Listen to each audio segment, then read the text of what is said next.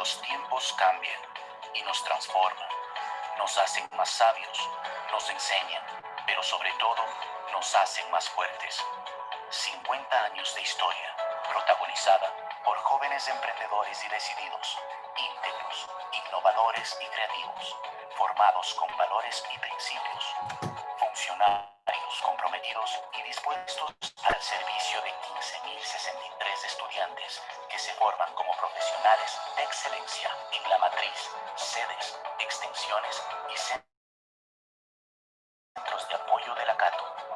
Nuestro campus, estratégicamente distribuido en el país, cuenta con instalaciones de primer nivel, matriz Cuenca, casa administrativa, miracielos, posgrados, Fab Lab, CITT, con sus laboratorios de biotecnología, microbiología, principios activos y soberanía alimentaria, contaminación ambiental y aguas residuales, psicometría y neurociencias cognitivas, simulación en tiempo real, luminotecnia, realidad virtual y realidad aumentada. Sedes, Azogues y Matas. Extensiones, Cañar y La Troncal. Centros de apoyo, Quito, Tena, Zamora. Oficinas, en Loja y Machala. Para la excelencia en la formación académica de los estudiantes a través de sus prácticas preprofesionales, la universidad cuenta con el Hospital General Universitario Católico, Laboratorio Clínico, clínicas odontológicas, medios de comunicación, Ondas Cañaris y Academia TV. En su editorial universitaria, Edúnica produce libros en todo el proceso editorial, desde la recepción, la diagramación, el diseño, la impresión y la socialización de las obras. La clínica veterinaria ofrece servicios en las áreas de clínica, hospitalización, diagnóstico por imagen y laboratorio clínico. En la apuesta por la internacionalización, la Universidad Católica de Cuenca ha suscrito decenas de convenios internacionales vigentes con países como España, Japón, Perú, Colombia, México. Estos acuerdos permiten que estudiantes y docentes tengan la oportunidad de realizar movilidades a diferentes universidades del mundo, así como recibir estudiantes extranjeros que deseen ser parte de nuestra universidad. Para atender la solución de los problemas y necesidades de la comunidad, la oferta de grado apunta a 25 carreras y en posgrado se ofertan 24 maestrías. Contamos con 8 unidades académicas: Administración, Ciencias Agropecuarias, Educación, Artes y Humanidades, Ingeniería, Industria y Construcción, Salud y Bienestar,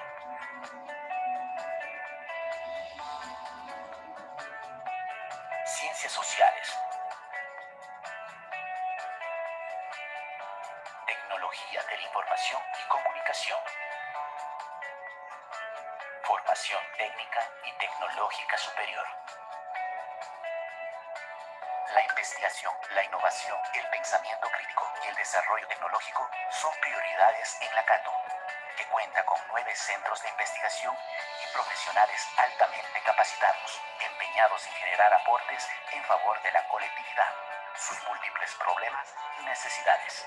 Para atención al estudiante, nuestra casa de estudios cuenta con áreas de becas y apoyo económico, área de ética y bioética, derechos humanos, defensoría universitaria, área de igualdad, área de arte, cultura, interculturalidad y deporte, área de bienestar estudiantil.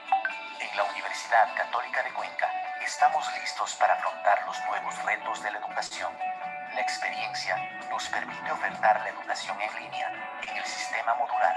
Para ello, se invierte en tecnología para garantizar que aulas virtuales se encuentren siempre disponibles para el acceso y uso de los estudiantes y docentes a través de nuestras diferentes plataformas, página web, EDEA, entorno virtual de enseñanza-aprendizaje, plataforma de videoconferencia y plataforma de gestión académica administrativa, ERP.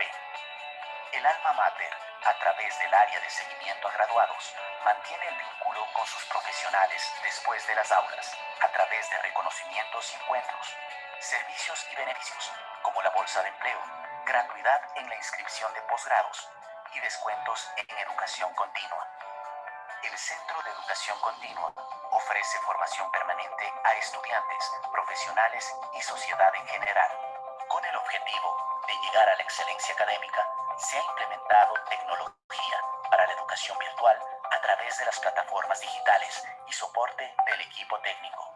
Gracias a ello, se desarrollan webinarios y cursos gratuitos, contribuyendo así al desarrollo del país y del mundo, con ofertas que son estructuradas pensando en las necesidades de las organizaciones, individuos y sociedad actual. La Católica de Cuenca construye el complejo odontológico más grande del país, adecuado con infraestructura y tecnología de punta, como parte del compromiso educativo y servicio a la sociedad. Somos una universidad acreditada por el CASES, resultado del aporte de toda la comunidad universitaria, autoridades, estudiantes, docentes y personal administrativo.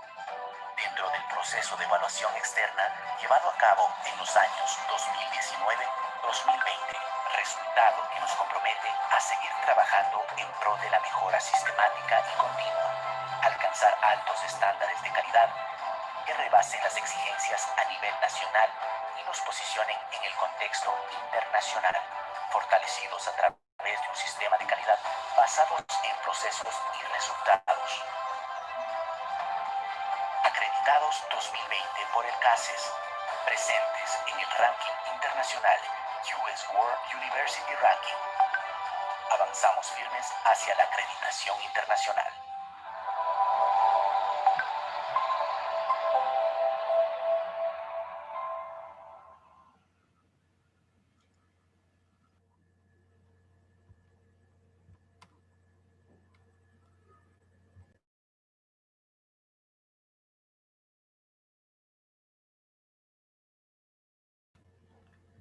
La carrera de odontología de la Unidad Académica de Cuenca, en coordinación continua de la Universidad Carol, les da la más cordial bienvenida a las jornadas académicas de odontología comunitaria y actualizaciones.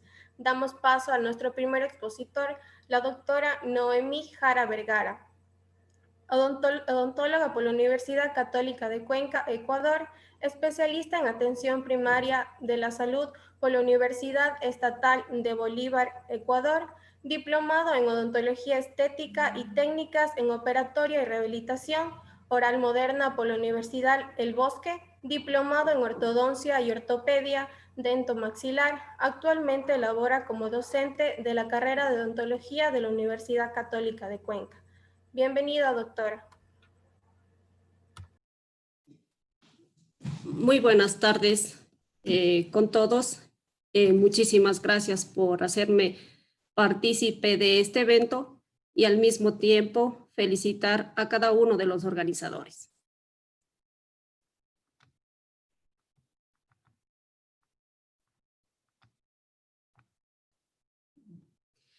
Esta tarde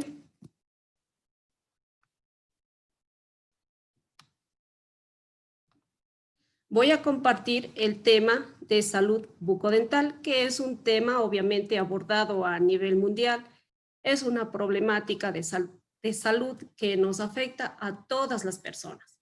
Y por ello vamos a ver los problemas de la salud bucodental, como también los factores de riesgo y las principales medidas preventivas. Tenemos aquí una definición un poquito amplia que la define la Organización Mundial de la Salud, pero abarca todos los problemas, las patologías que puede estar dentro de la cavidad oral. Entonces, esta definición, obviamente, emitida por la OMS sobre la salud bucodental, la define como la ausencia de dolor orofacial, cáncer de boca o de garganta, infecciones y llagas bucales, enfermedades periodontales, caries, pérdida de dientes y otras enfermedades y trastornos que limitan a la persona afectada, obviamente, la capacidad de masticar, de morder, de hablar, de sonreír y sobre todo en ocasiones nos afecta o se ven afectados o se ven afectados en el aspecto psicosocial. Eso hemos visto, ¿no es cierto? Nos consta, las personas que tienen algún problema con su salud oral, a veces la ausencia de alguna pieza en el sector anterior, en ocasiones no tienen esa facilidad de sonreír para, tratan de ocultar, digamos, su sonrisa, están lejos de las cámaras, no quieren hablar, entonces en ese aspecto les afecta también en el aspecto social y obviamente en su autoestima. Ahora vamos a ver cuando hablamos de una salud bucodental, obviamente estamos hablando de una boca sana y esta boca sana tiene íntima relación con la salud general de mi cuerpo. Si una persona obviamente presenta algún tipo de patología, algún tipo de afecciones en su tejido periodontal, mal aliento, pérdida de piezas, en cantidad de afecciones, ¿no es cierto?, que puede estar presente en la boca, pero al mismo tiempo eso es como un indicador de la salud general de esa persona. Y la caries dental, estas enfermedades de la salud bucodental, está también como que relacionado con el entorno en el que nosotros vivimos. En ocasiones, una persona que no tenga un buen cuidado de su salud bucodental, posiblemente no tenga un buen trabajo fijo, no tenga una estabilidad económica, no tenga una estabilidad laboral, emocional. Entonces, todo eso se ve reflejado en la salud de las personas y sobre todo en la salud bucodental. Nosotros sabemos, ¿no es cierto?, que una sonrisa bonita es como que la carta de presentación de una persona. Entonces, siempre va a estar como que conectada la salud oral, en este caso la salud bucodental, con la salud general de mi cuerpo. Cuando hay cantidad de afecciones a nivel de la estructura oral, no solo se ve afectado lo que son tejidos duros como los dientes, tejidos blandos, sino también puede afectar al resto de órganos de mi cuerpo. Puede producir enfermedades del corazón, como también derrames cerebrales. ¿Y por qué? Porque puede haber un paciente que tenga un caso o un avanzado caso o de nivel avanzado de periodontitis y las bacterias por medio del torrente sanguíneo puede llegar hacia el corazón y producir endocarditis infecciosas, ¿no es cierto? Entonces, siempre va a haber como que esta conexión, este estrecho enlace entre la salud oral y obviamente con mi cuerpo. Y es un reflejo de mi salud oral que está relacionado con el resto de mis órganos. También hay enfermedades sistémicas que en ocasiones se ven o sube el nivel de riesgo en las enfermedades bucodentales, como son pacientes diabéticos. En ocasiones ellos ya deben tener otro tipo de alimentación, más cuidados en su salud, sobre todo en su salud oral, son más propensos a tener alteraciones a nivel de encías, de todos los tejidos periodontales y obviamente es como la compensación, es decir, si mi cuerpo está deteriorándose en órganos internos, digamos, en ocasiones sale como avulsionar eso en la cavidad oral. Entonces nosotros como odontólogos que estamos siempre en contacto obviamente con las bocas de los pacientes, podemos apreciar esta íntima relación que existe, ¿no es cierto?, de las afecciones bucodentales con respecto a la salud general de mi cuerpo. Vamos a ver que este tema, obviamente, de salud bucodental es un tema, obviamente, que afecta a toda la población.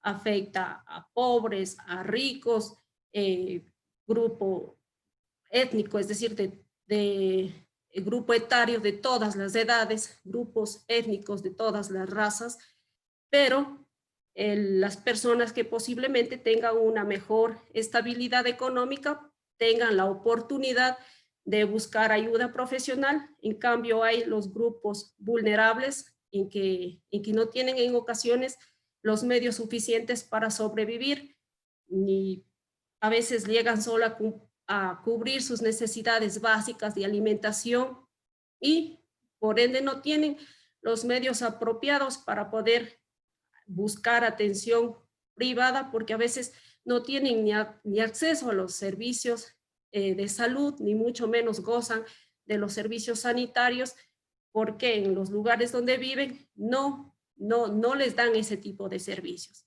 Entonces, esa es una problemática que nos afecta a todos los pobladores en nuestra salud bucodental y sabemos que mientras más sencilla es la lesión a nivel de los tejidos duros, hablando ya por la caries dental, más económicos son los tratamientos, pero si esto va progresando, obviamente va tornándose un poco más caros y en ocasiones ya imposibles de pagarlos y se opta por la extracción de una pieza dental.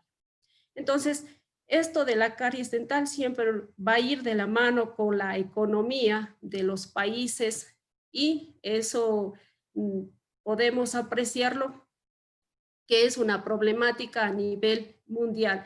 Lamentablemente, todas las personas, así sea una lesión bien mínima, posee caries y hay otras personas que ya poseen un número mayor de lesiones cariosas.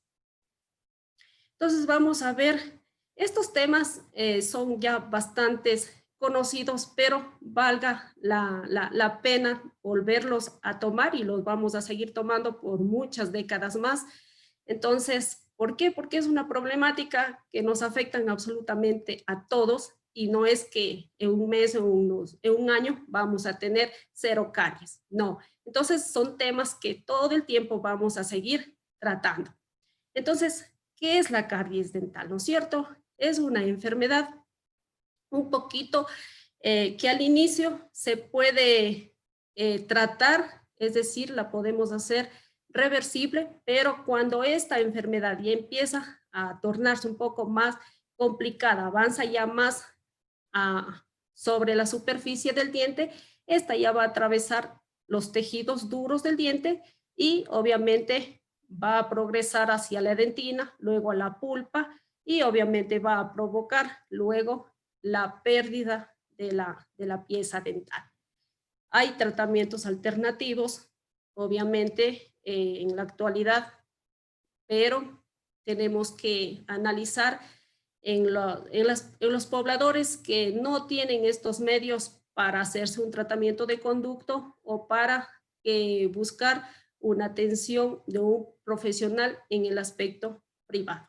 Entonces, según la Organización Mundial de la Salud, el 60 al 90% de escolares y casi el 100% de adultos tienen caries. Alguien dirá, yo no tengo caries, sería la excepción. Puede tener una pequeñita lesión, pero ya se considera un paciente con caries. ¿Sí? Entonces, la etiología de la caries sobre la estructura del diente, y sabemos que el esmalte es el tejido más duro de nuestro organismo, y a pesar que es el tejido más duro de nuestro organismo, empieza ahí como algo invisible, que sería la placa dental. Y esta placa dental obviamente se va a empezar a colonizar y como que nutrirse de los hidratos de carbono, de los alimentos, de los azúcares, de nuestros hábitos alimenticios y van a empezar como que a ganar territorio dentro de la estructura dentaria. Una vez que ya ellos se posesionaron, empieza la proliferación, la multiplicación ya de bacterias y empieza la desmineralización de esta estructura tan dura que es el esmalte. Entonces, también vamos a ver que la caries dental es multifactorial. Va a intervenir factores del entorno, que serían los que están relacionados, ¿no es cierto? Lo que son dientes, saliva, la microbiota oral, como también factores conductuales, es la conducta de las personas, de los pacientes, sobre los hábitos que tienen para el cuidado de su salud oral o de su cuerpo en general. Y hace relación a los hábitos dietéticos, qué tipo de alimentación y también los hábitos en la higiene oral. ¿Qué costumbres tenemos, no es cierto? De lavarnos constantemente los dientes, utilizar hilo interdentario, enjuagues bucales, pero esto ya depende de la conducta de cada ser humano. En ocasiones hay los niños que tienen demasiadas lesiones cariosas y en ocasiones vienen los papás y dicen, ya le traigo al niño porque no me ha dejado dormir ya 2 noches. Y como que la responsabilidad lo ponen al profesional.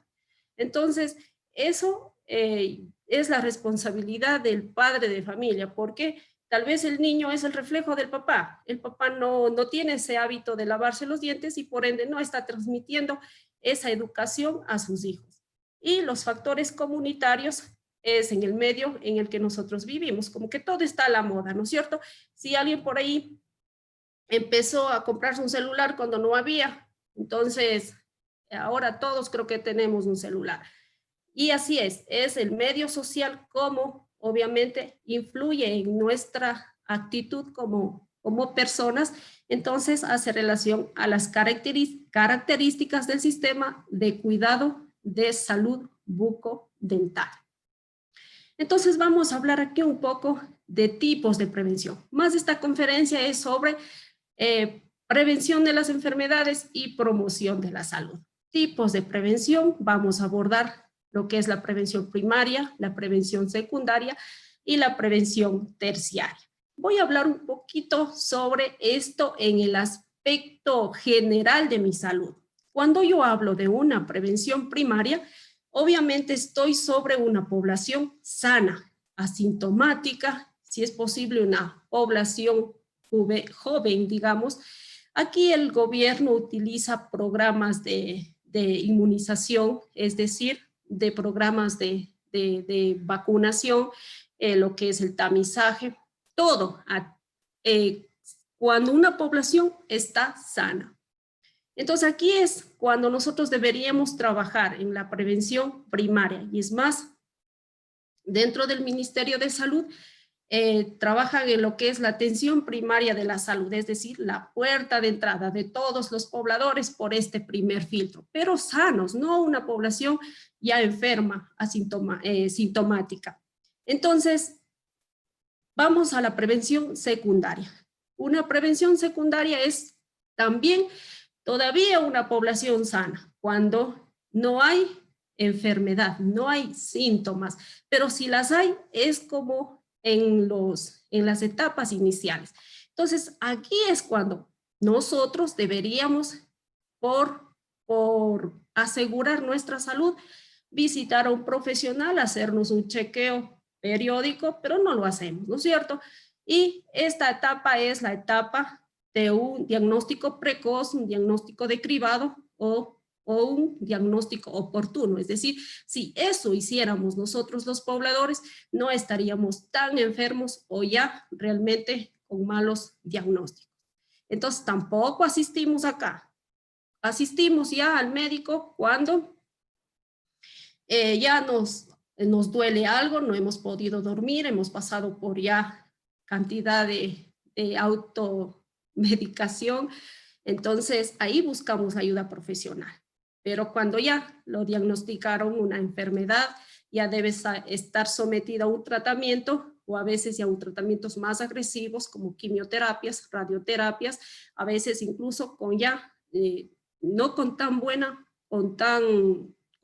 pronóstico, en ocasiones demasiado caros y posiblemente como que un poco más caóticos, la muerte. Entonces vamos a ver ahora en el aspecto bucodental, ahora sí, en relación a la prevención primaria.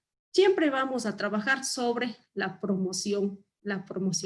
Esto de la prevención y de la promoción se viene trabajando casi desde el año de 1948, casi 70 y años más, cuando hubo la primera asamblea de la Organización Mundial de la Salud. Entonces ahí se trabajó sobre la prevención y la promoción de la salud. Y así sucesivamente han pasado los años y han seguido trabajando en estos temas. Y es más, también en la actualidad que nos encontramos, lo seguimos abordando y van a pasar más décadas y vamos a seguir trabajando en lo que es la promoción de la salud. Entonces, cuando hablamos de promoción de la salud en el aspecto bucodental, vamos a tomar ciertas medidas preventivas para disminuir, digamos, las lesiones a nivel de la salud bucodental. Entonces, vamos a tomar estas medidas o estas herramientas como son la administración de suplemento de flúor, la alimentación, que influye muchísimo en lo que son dentro de la salud bucodental, sellado de fisuras, eliminación de la placa, corrección de maloclusiones y malposiciones, modificación de los factores ambientales adversos. Entonces, dentro de la administración de suplemento de flúor, esto del flúor obviamente es un campo muy amplio y muy esencial para lo que es las lesiones cariosas a nivel mundial. Y la OMS considera obviamente al suplemento de flúor como el más efectivo de la profilaxis de caries. También, ¿qué hace el flúor? ¿Qué función cumple, no es cierto? Fortalece los dientes y los huesos de nuestro cuerpo, y también lo podemos encontrar el flúor en ciertos alimentos, en el agua, en colutorios, en dentríficos, en fin. Entonces, esto ya nosotros en nuestras pastas dentales hay ya una concentración de flúor. En las pastas de los niños también hay otra concentración de flúor. En el agua que consumimos acá en Cuenca también tiene un porcentaje de flúor, y ciertos alimentos tienen concentraciones de flúor. Entonces aquí vamos a ver algunas vías de administración. Entonces vamos a tener vías sistémicas, vías tópicas. Vías sistémicas obviamente son la fluoración de las aguas, alimentos con flúor, suplemento de flúor oral. También vías tópicas profesional, gel de flúor, barniz de flúor, soluciones acuosas y autoaplicación de flúor, autoaplicación de gel, colutorios con flúor y dentífricos con flúor. Entonces, cuando nos ha tocado estar en las clínicas, ¿no es cierto?, y damos un tratamiento integrador a los niños, aplicamos de forma tópica lo que es flúor con el fin de que las paredes de los dientes empiecen a fortalecerse y hacerse más resistentes, y así evitar que ingresen lo que son lesiones cariosas. Entonces también cuando hay en cambio sobredosis de flúor, se da lo que es la fluorosis, y obviamente es una mala formación a nivel del esmalte, y tenemos dos tipos de fluorosis, una fluorosis esqueletal y una fluorosis dental.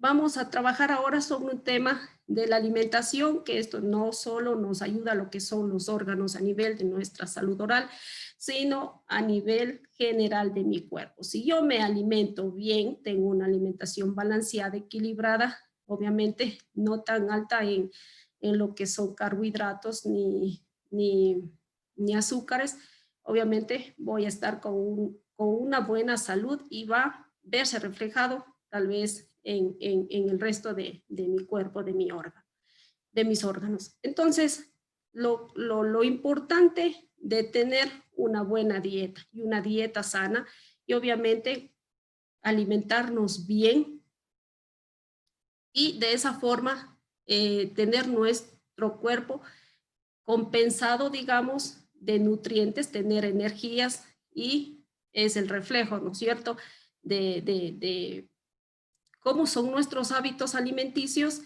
en nuestro cuerpo. A veces a veces hablamos con los jóvenes que reciben clases conmigo, hablamos de que hay personas que tienen un desorden increíble en su alimentación y son jovencitos. Entonces, tenemos que tomar medidas preventivas ya.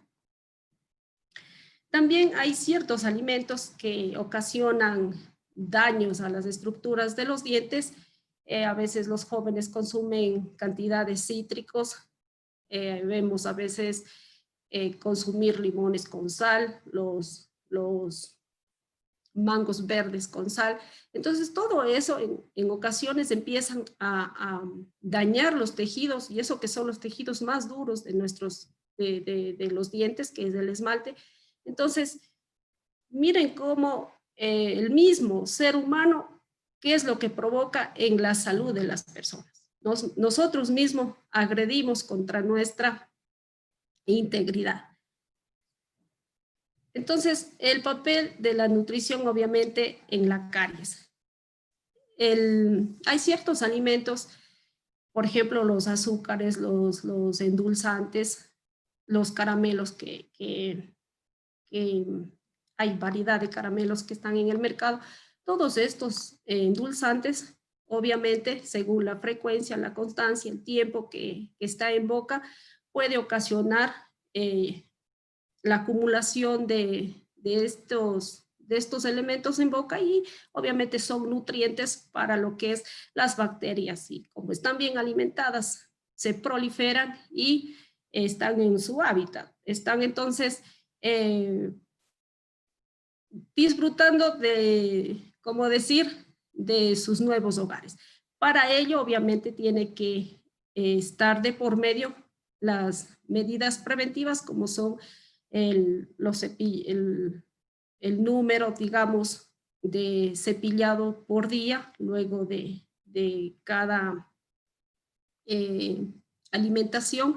Entonces, ¿cómo influye, no es cierto?, en la salud? Y sobre todo nosotros, las personas, debemos estar conscientes, y nosotros debemos aportar para ello. En ocasiones vemos o podemos decir como que queremos culparle o responsabilizarle a otra persona, pero nosotros somos los que debemos en primera instancia cuidar y proteger nuestra salud. Acá, en relación a lo que son frutas, es más saludable consumir una fruta, si es posible de temporada, que esté fresca, sana, que hecho un batido, obviamente. ¿Por qué? Porque la fruta, el hecho de estar ya dentro de su estructura en sí, va a conservar sus proteínas, sus nutrientes, y el hecho de masticar mismo va a ocasionar como un autobarrido de todo lo que proceso bacteriano que existe, y los tejidos blandos, los tejidos duros de mi cavidad oral van a estar sanos. Entonces, miren lo importante de la alimentación. Y obviamente nosotros somos los que nos alimentamos. Yo decido qué comer y qué no. Entonces, hay ciertos alimentos, ciertas sustancias cítricas que pueden ocasionar daños a lo que es el esmalte de los dientes, y obviamente tenemos que cuidar nuestras estructuras dentales, porque eso realmente nos sirve para lo que es el factor estético, el factor fonético, para poder hablar, masticar, cantidad de funciones que tienen los dientes dentro de boca. Y si nosotros no los cuidamos, no va a venir nadie a darlos cuidado. Es nuestra responsabilidad. Eso les digo, esta charla más es como para nosotros las medidas, obviamente, de prevención y de promoción de la salud. Con relación a la desnutrición, por ejemplo, hay lugares o poblaciones que desde el vientre materno el niño ya está con alto riesgo y nacen en ocasiones prematuros y están desnutridos. Entonces son niños que a la larga o a futuro van a tener cantidad de problemas y sobre todo problemas en la exfoliación y erupción de los dientes. También van a ser más propensos a adquirir lesiones cariosas y obviamente algún tipo de infección a nivel oral.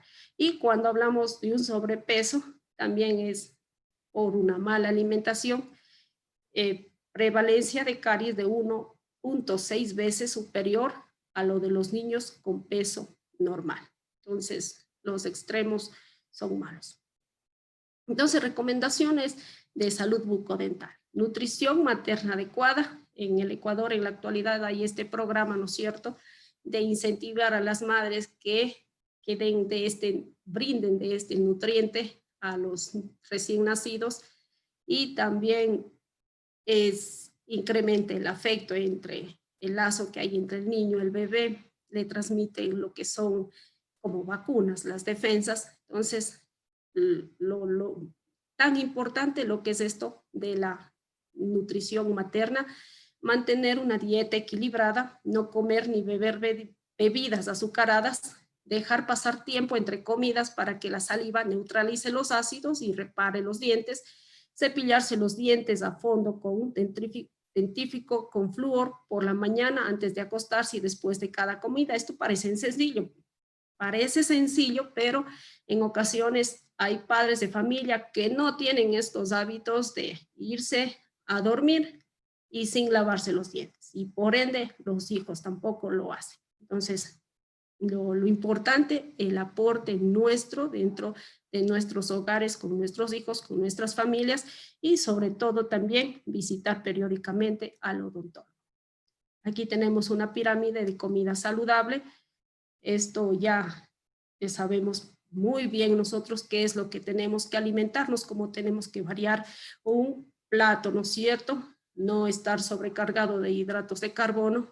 Siempre a uno a veces hay programas que lo enseñan a alimentarse un poco más sano y sobre todo incentivar a cuidar nuestra salud, a hacer ejercicios, a tomar agua, a tener buenos hábitos, no fumar, tratar de descansar las horas completas.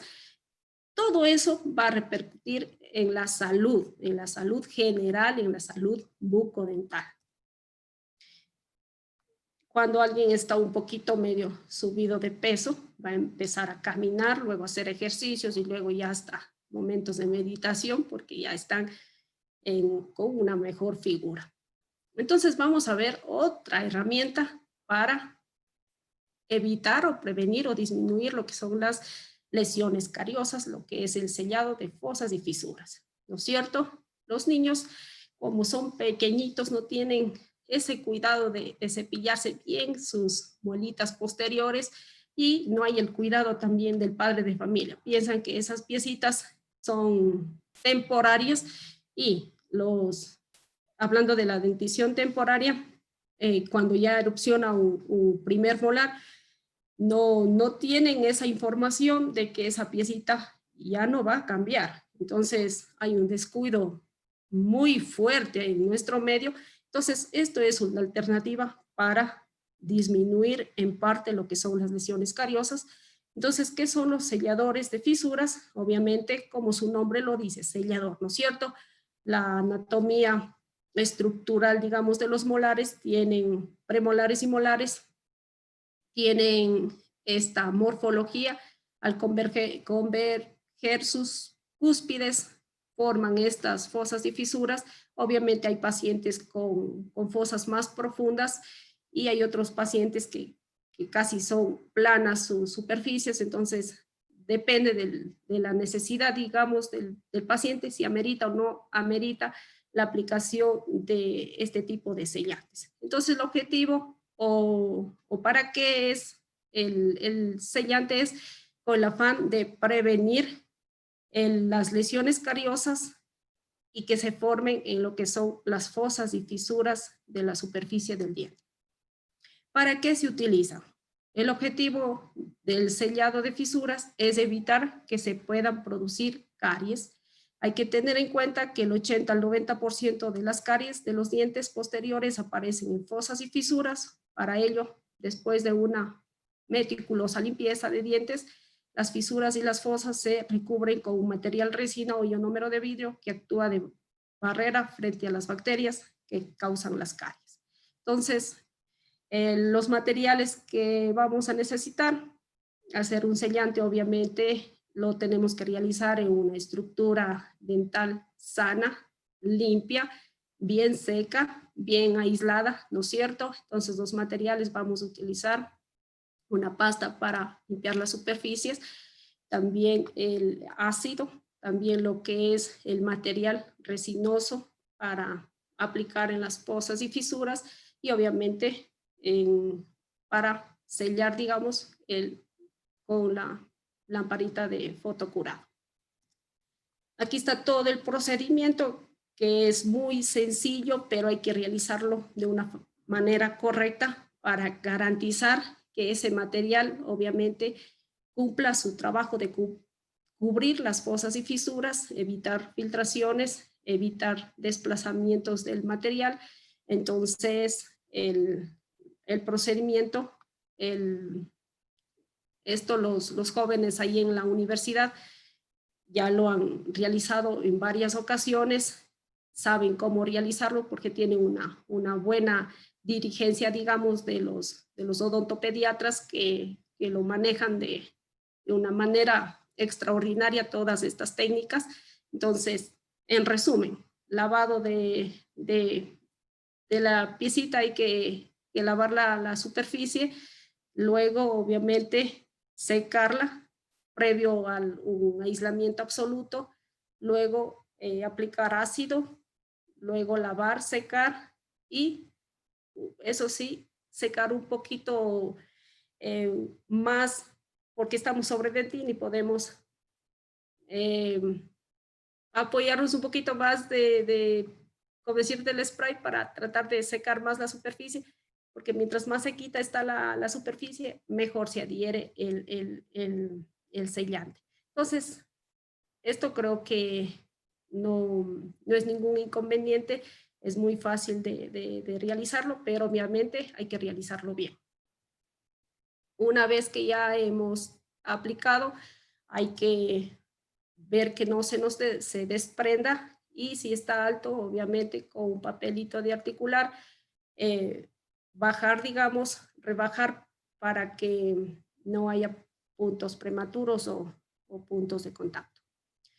Vamos a ver otra herramienta, eliminación de la placa. Entonces, aquí sí tenemos cantidad de herramientas para eliminar la placa, ¿no es cierto? Tipos de cepillos, tipos de colutorios, enjuagues bucales, hilos interdentarios y sobre todo nuestro hábito de eliminar obviamente la placa dental. Lamentablemente la placa dental es tan agresiva que ocasiona estas afecciones muy graves que es la caries dental y las enfermedades periodontales. Entonces en el mercado tenemos una variedad de productos para nosotros poder eliminar esta placa. Obviamente esta placa se forma cada ciertas horas y luego de nuestra alimentación, para ello debemos tener esas buenas costumbres, esos buenos hábitos y sobre todo inculcar a los miembros de la familia a que existan estos hábitos, sobre todo en los niños, y supervisarles, porque en ocasiones los niños se pueden cepillar 6 veces, 7 veces en el día, pero se cepillan de una forma incorrecta. Entonces tenemos lo que son el aspecto mecánico, los cepillos, y también el aspecto químico de lo que son las pastas, enjuagues, hilo interdental, colutorios, lo que encontramos en la actualidad en el mercado. Y otra herramienta que es la corrección de maloclusiones y malposiciones, que esto se ve muy a menudo en la actualidad cuando hablamos de una maloclusión, cuando existe una incorrecta relación entre las arcadas, y también hablamos de una malposición dental cuando no hay la alineación de los dientes no es la correcta. Entonces puede haber apiñamiento, el acúmulo de placa bacteriana, por ende tal vez de pigmentaciones, de cálculos, de sarro, y ya empieza un problema periodontal. Entonces, todo esto son problemas que sufre nuestra población y lamentablemente buscamos ayuda cuando ya tenemos algún dolor constante en boca, y entonces los pronósticos son un poquito desfavorables, o en ocasiones los tratamientos son ya un poco más caros. ¿Qué es lo que dificultan estas malposiciones? Dificultan la masticación, la autolimpieza y cepillado dental, favorece el acúmulo de placa y retención de restos de alimentos y los microorganismos. Y otra herramienta que en la actualidad obviamente ya no es solo la responsabilidad de los padres de familia, es una responsabilidad de los maestros, del personal médico y de todas las personas que están a la responsabilidad, sobre todo de los niños, y también está involucrada toda la población, obviamente, en la educación de las medidas sanitarias para mejorar o tener una buena salud bucodental. Entonces, lo bonito que en la universidad, con el departamento de vinculación, se realiza estas actividades en las escuelitas, y en ocasiones hay un factor negativo que solo se puede hacer, como decir, cierta visita o cierta acción en la boquita del niño, y no hay este tratamiento de continuidad. Entonces, esto es lo que tiene que ver más con lo que son estas herramientas para evitar o mejorar la calidad de vida, obviamente también de los pacientes, y de la salud oral. Estábamos hablando de la prevención primaria. Entonces vamos a la prevención secundaria. Yo les hice una introducción hablando en el aspecto general de la salud.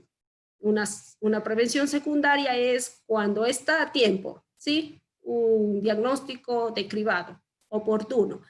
Entonces, en el aspecto bucodental, una prevención secundaria es cuando las lesiones están a tiempo de tratarlas. Entonces, en nuestro medio también, lamentablemente, las personas no llegan a este nivel. Llegan ya cuando hay dolor, y cuando hay dolor es porque ya estamos dentro, a veces ya dentro o cerca de la pulpa. Y la prevención terciaria, obviamente, si yo relaciono, es cuando ya el paciente tiene ya alguna sintomatología, ya tiene alguna afección, ya tiene algún padecimiento, ya tiene dolor. Ahí es cuando busca ayuda profesional. Y eso sucede en el aspecto general de nuestro cuerpo. Nosotros vamos al médico cuando realmente ya estamos un día, 2 días o 3 días con dolor. No vamos por hacernos un examen, una ecografía, una mamografía a tiempo. No vamos. Entonces, asimismo sucede en lo que es el aspecto de la salud bucodental, es cuando ya lamentablemente hay algo que hacer. Si están en etapas iniciales, a buena hora. Caso contrario, ya tiene que ser rehabilitado ese paciente con restauraciones o con colocación de coronas, de prótesis, y a veces de aparatos un poco ya más que han invadido la cavidad oral, que son prótesis implantos soportadas, y que obviamente lo que se quiere es devolver la funcionalidad al paciente, la funcionalidad de comer, de hablar, de sonreír, y sobre todo que él se sienta satisfecho. ¿Sí? Esto de la satisfacción es el equilibrio que debe haber dentro de la humanidad y eso va a influir en la salud general de la persona. Enfermedades periodontales, este es otro problema que ocasiona las bacterias. Entonces, en primera instancia, obviamente hay como una inflamación de las encías, luego esto por el acúmulo de placa, luego esto se va calcificando, ya se va haciendo un poco más agresivo, va tornándose ya como más mineralizado, ya en ocasiones formando cálculos sub o supragingivales, produciendo bolsas periodontales, agrandamiento gingival, movilidad dentaria, a veces el grado es tan fuerte que ya los pacientes empiezan a perder sus piezas por este tipo de enfermedades. Entonces hay zonas, hay áreas en mi caso, cuando hice mi medicatura rural, cantidad de pacientes que tenían problemas periodontales. Una ocasión yo le retiré un cálculo tan grande que el paciente se asustó, pensó que le saqué una muela. Total fue el cálculo que estaba protegiendo así, cubriéndole en su totalidad a la estructura dentaria. Entonces, miren el trabajo que tienen ahora los odontólogos, futuros odontólogos que tienen que ir a hacer su medicatura rural, a trabajar con esos pacientes y sobre todo educarles, porque eso es hacer promoción de la salud. El hecho de que impartan una charla en una escuelita, el niño capta, está informado, pero si va y cumple en su casa, o no, ellos me dijeron que tengo que lavarme de esta forma los dientes, entonces el hecho que haga eso, ya eso es promoción de la salud. Trastornos de salud bucodental. Entonces tenemos los principales trastornos de salud bucodental esto está muy relacionado con la definición de la Organización Mundial de la Salud, caries dental, periodontopatías, cánceres bucales, manifestaciones bucodentales del VIH, traumatismos bucodentales, labio leporino y paladar hendido, inoma, una grave enfermedad gangrenosa que empieza en la boca y que afecta mayoritariamente a niños. La mayoría de los trastornos de salud bucodental son prevenibles en gran medida y puede tratarse en sus etapas iniciales. Acá tenemos algunos datos y cifras a nivel mundial sobre todos este tipo de patologías. En vista que sí tengo un poquito de disponibilidad de tiempo, los voy a compartir estos datos. Las enfermedades bucodentales constituyen una importante carga para el sector de la salud de muchos países y afectan a las personas durante toda su vida, causando dolor, molestias, desfiguración e incluso la muerte. Son enfermedades que comparten factores de riesgo con otras importantes enfermedades no transmisibles. Se estima que las enfermedades bucodentales afectan a casi 3.500 millones de personas. Según el estudio sobre la carga mundial de morbilidad 2017, la caries dental sin tratar en dientes permanentes es el trastorno de salud más frecuente. Más de 530 millones de niños sufren de caries dental en los dientes temporarios. La periodoncia grave que puede provocar la pérdida de dientes también es muy frecuente, puesto que afecta a casi el 10% de la población mundial. El cáncer bucal, cáncer de labio o de boca, es uno de los 3 cánceres de mayor incidencia en algunos países de Asia y el Pacífico. El tratamiento de los trastornos de salud bucodental es caro y por lo general no forma parte de la cobertura sanitaria universal. En la mayoría de los países de ingresos altos, el tratamiento odontológico representa de media el 5% del gasto total en salud y el 20% de los gastos directos de los pacientes. La mayoría de los países de ingresos bajos y medianos no puede prestar servicios de prevención y tratamiento de los trastornos de salud bucodental. Entre los factores que contribuyen a las enfermedades bucodentales, cabe citar las dietas malsanas, ricas en azúcar, el consumo de tabaco y el consumo nocivo de alcohol. Estado de la salud bucal en el Ecuador.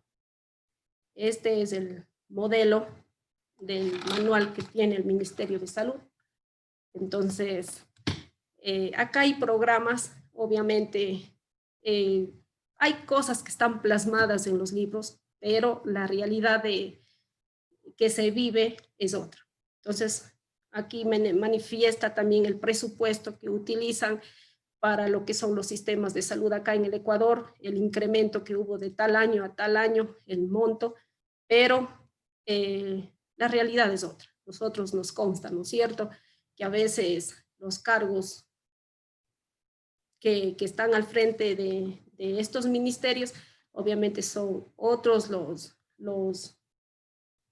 los destinos, digamos, los dineros que están distribuidos, digamos, para el sector salud. Y hay algo que siempre debe primar dentro de un gobierno, es que se dé prioridad a la salud, a la educación y sobre todo también llenar ese vacío de los pobladores dándoles un trabajo, no regalando dinero, sino que haya ese equilibrio económico, digamos, en sus pobladores. Entonces, ese es ya los que les compete a los gobiernos, pero no dejar pasar por alto la importancia que se debe dar al sector salud de cada uno de los países. ¿Para qué? Con el fin de cubrir las necesidades de todos sus pobladores. Entonces, acá en el Ecuador han sido varias las medidas adoptadas por entes gubernamentales en el Ecuador para reducir la incidencia principalmente de caries dental. Prevención masiva, ¿qué es lo que han hecho? Manifiestan acá.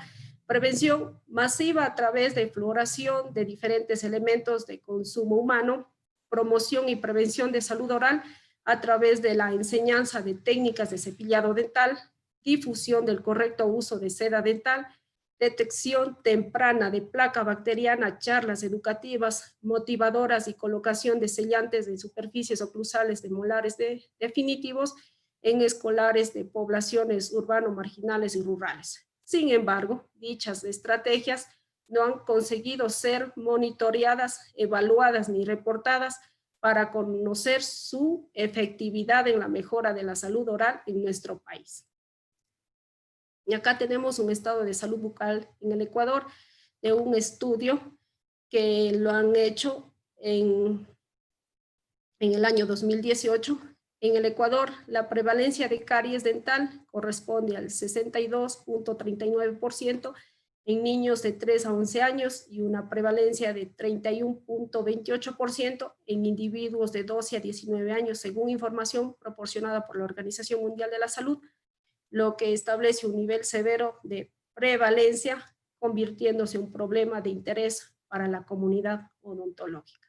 Entonces, esa es la realidad de nuestra problemática en el sector salud y sobre todo en la salud bucodental de todos los pobladores. Eso ha sido el tema que he compartido el día de hoy. Realmente un gusto el poder ya compartido, digamos, el tema. En primera instancia fue el susto, pero ahora ya el gusto de haber realizado esta charla, y el afán es de llegar con un mensaje de promoción y de prevención, obviamente, de las enfermedades bucodentales y también cuidar nuestro cuerpo. Muchísimas gracias. Muchas gracias, doctora. En este momento damos paso al foro de preguntas. Daniel Dávila Pins. Doctora, excelente ponencia. ¿Cómo podríamos mejorar los porcentajes altos de mala higiene oral en las zonas rurales de nuestra comunidad, sabiendo que no todos tienen acceso a un odontólogo, ya sea por problemas adquisitivos o falta de conocimiento? Tal vez disminuir un porcentaje sí se podría, con el trabajo que hacen los jóvenes Claro, ahora estamos pasando por la situación de estar en casa, cuidándonos, protegiéndonos, pero cuando están los jóvenes dentro de las aulas universitarias, el hecho de cumplir con sus obligaciones y salir a las comunidades, por ese lado podemos disminuir.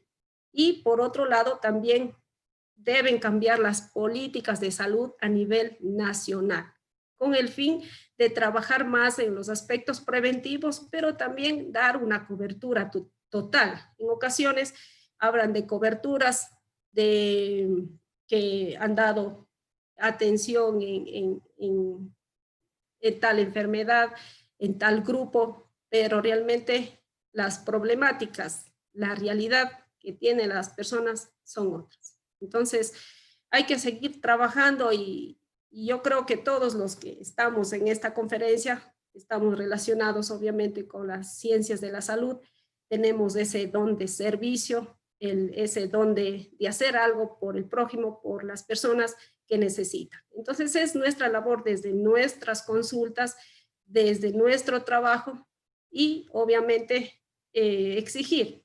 Ya debe haber, nosotros por ejemplo nos podemos acercar también a las autoridades nacionales a nivel de los odontólogos y poder llegar con un mensaje o una propuesta hacia lo que es el ministerio a nivel nacional de acá de nuestro país. Otra pregunta, doctora. Doctora, buenas tardes, excelente ponencia. Sabiendo en la situación en la que nos encontramos por la pandemia, ¿cómo podemos promocionar y mejorar el manejo de la salud sabiendo que no nos podemos acercar a los pacientes que más lo necesitan? Muchas gracias. Aquí sí me voy a robar la conferencia que nos dio la doctora Zulay Bastidas. Ayudarnos de estos medios tecnológicos que en la actualidad tenemos. Eso yo les he dicho a los estudiantes que estamos en la mejor época de tener la información en nuestras manos. Antiguamente para realizar una investigación teníamos que irnos a una biblioteca, a pedir un libro, eso también si hay la disponibilidad del libro. Ahora tenemos la tecnología en las manos, tenemos información de todo el mundo, información de lo que sea, entonces podemos ayudarnos de esta tecnología mediante conferencias, mediante algún tipo de video, técnicas de cepillado, algún tipo de información en mejorar nuestra alimentación, cambiar nuestros hábitos. Entonces, cantidad de cosas que podemos hacer. Y también les voy a decir, no sé cómo estoy con el tiempo, un minutito. Nosotros siempre escuchamos el Día Mundial de la Salud, ¿no es cierto? El Día Mundial de la Salud se desarrolla cada 7 de abril de cada año. Entonces, ese 7 de abril de cada año, en las escuelitas, en las instituciones, a veces lo que son las instituciones que forman la red pública de salud, salen con un nuevo proyecto, con una nueva campaña para tomar medidas sobre prevención y promoción de la salud. Entonces también podemos ayudarnos de esas fechas. Por ejemplo, el Día Mundial de la Salud Bucodental es el 20 de marzo. También se podría hacer algo en la universidad o con el afán de promocionar la salud. Entonces, eso ha sido todo por el día de hoy en mi parte que me compete. Muchísimas gracias una vez más. Muy agradecida por la invitación. Agradecemos la excelente intervención de la doctora Naomi Jara y esperemos tenerla nuevamente en espacios similares en una próxima ocasión. Muchas gracias, doctora. Ahora presentamos a nuestro segundo expositor, la doctora María Cristina Alvear Córdoba, especialista en odontopediatría por la Universidad Autónoma de México, docente de odontopediatría de la Universidad Católica de Cuenca, docente de urgencias odontológicas de la Universidad Católica de Cuenca, docente invitada de la especialidad odontopediátrica de la División de Estudios de Posgrados en Investigación de la UNAM, docente invitada de la especialidad de odontopediatría de la Universidad Nacional Mayor de San Marcos, certificación como proveedor de soporte vital básico y soporte vital pediátrico avanzado por la American Heart Association y Sociedad Ecuatoriana de Reanimación Cardiopulmonar. miembro de la American Academy of Pediatric Dentists, miembro activo de la Academia Mexicana de Odontología Pediátrica, quien expondrá el tema manejo de lesiones cariosas con y sin remoción de tejido cariado. Bienvenida, doctora. Buenas tardes con todos. Bienvenidos a estas jornadas que ha organizado el área de vinculación con la sociedad. Es para mí un placer compartir con ustedes este tema que generalmente creo que mis alumnos que me conocen me identifican mucho porque siempre me gusta en exceso hablar de la caries dental, aunque no siempre tengo la oportunidad. El día de hoy, el título con el que me presentan, manejo de lesiones cariosas con y sin remoción de tejido cariado. En primer lugar, voy a establecer cuáles son las nuevas innovaciones que se han dado con respecto a la definición de caries a través de los años. Tengo aquí 5 definiciones que ustedes las pueden ver. Por ejemplo, es una enfermedad crónica, es una enfermedad de origen infeccioso netamente hoy en día, es una enfermedad considerada no transmisible, es una enfermedad netamente dinámica y es una enfermedad multifactorial. Cada uno de estos va a ser abordado de manera puntual. Empecemos con enfermedad crónica. Cuando nosotros hablamos de una condición crónica, debemos especificar que son aquellas enfermedades de larga data de evolución en días, meses y años, como por ejemplo ocurre con la caries en la dentición pediátrica, que generalmente tiene una evolución entre días y meses, ¿no? Y en la dentición permanente es más entre meses y años la evolución de la caries. Por eso está bien definido que la caries es una enfermedad crónica. Incluso algunos artículos la definen como una enfermedad crónico-degenerativa por la destrucción que produce en la estructura dentaria. Pasemos al apartado 2, una enfermedad de origen infeccioso. Durante años, la caries fue definida como una enfermedad infecciosa clásica, una enfermedad infecciosa específica.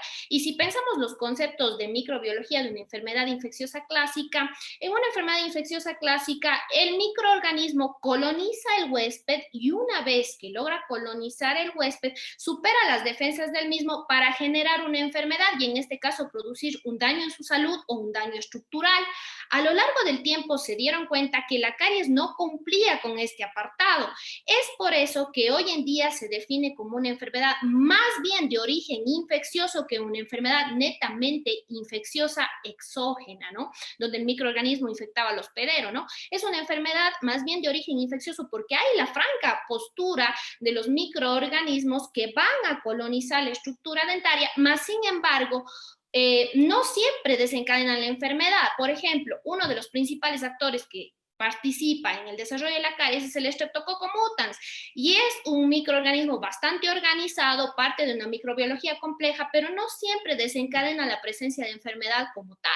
Por eso hoy en día se manejan nuevos paradigmas incluso la remoción de caries. Antiguamente, al considerar una enfermedad infecciosa neta, lo que hacíamos era la remoción total de las lesiones de caries, considerando que estábamos removiendo todo el tejido infestado por bacterias, ¿no?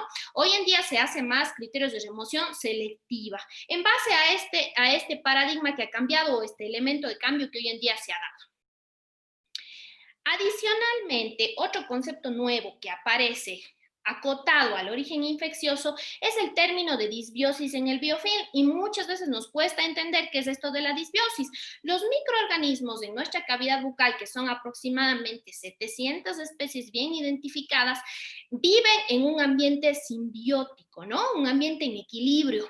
¿Qué quiere decir esta disbiosis? Y me he permitido aquí proyectar una gráfica que me gusta mucho, que es el doctor Juan Carlos Villalobos, a quien admiro mucho, un doctor, profesor mexicano. Él nos explica de la siguiente manera. Generalmente en la cavidad bucal existen cepas no cariogénicas, es decir, no acidúricas, que no tienen la capacidad de producir ácidos ni que resisten medios ácidos, y también existen cepas acidúricas y acidógenas. Pero ¿qué pasa con el hospedero? En el momento que se incrementa el consumo de dulces o carbohidratos fermentables, las cepas acidógenas desplazan a las cepas no acidógenas o no cariogénicas. Y esto es lo que realmente crea la disbiosis. Y esto se ha llamado la hipótesis de la placa ecológica, que actualmente es la que se maneja. Las nuevas definiciones de caries, cuando vemos actualmente, ya no citan a la caries como una enfermedad infecciosa clásica, una enfermedad de origen infeccioso con una franca disbiosis, ¿no? Veamos, dentro de este origen infeccioso, sí hay que citar a los principales actores, el Streptococcus mutans, el Actinomyces y el Lactobacillus, que son los principales actores en el desarrollo de la enfermedad. Claro que todos con ciertas particularidades, ¿no? Hablemos un poquito ahora del siguiente criterio. Enfermedad no transmisible. Este criterio también cambió. Aproximadamente a partir del año de 1975 se hicieron tipificaciones microbiológicas para comparar si los microorganismos presentes en la saliva de la madre coincidían con los microorganismos presentes en la saliva de los niños. Y llegaron a la conclusión que sí, que efectivamente había una transmisión. Por eso durante años llamaron a la caries una enfermedad contagiosa, llamaron a la caries una enfermedad transmisible. Mas, sin embargo, hoy en día había un cambio en este paradigma y con neto rigor se sabe que lo que se transmite netamente es el microorganismo y no la enfermedad como tal. Y nuevamente regresemos al razonamiento. Si se transmite el microorganismo, a pesar que yo adquiero Streptococcus mutans, no quiere decir que como tal, como tener Streptococcus mutans como solo único factor, voy a desarrollar la enfermedad, ya que requiere la vinculación de gran cantidad de factores para que la enfermedad aparezca, ¿no? Y en cuanto a esto, a la transmisión del microorganismo, se establecieron también varios criterios de asociación y de ventanas de infectividad y en qué momento se contamina el paciente pediátrico del Streptococcus mutans.